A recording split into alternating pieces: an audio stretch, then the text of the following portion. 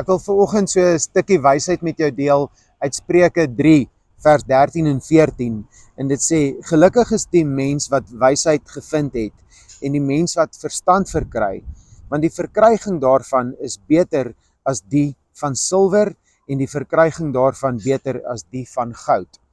So baie mense hou op om te leer na skool en ek wil jou vandag aanmoedig, as jy in jou werk is, leer weer bietjie iets nuuts in jou werk, of as jy 'n student is, leer meer as wat van jou vereis word, want jou kennis hou direk verband met jou inkomste.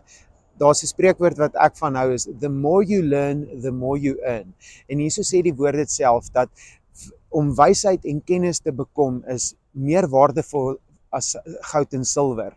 So, en die verskil tussen wysheid en kennis is knowledge wat jy inneem, maar wysheid is om te weet wanneer om daai kennis toe te pas. So ek wil jou aanmoedig, kry weer 'n bietjie nuwe kennis en vertrou die Here vir wysheid wanneer om dit te gebruik in jou besigheid en in die werk wat jy doen elke dag. Lekker dag.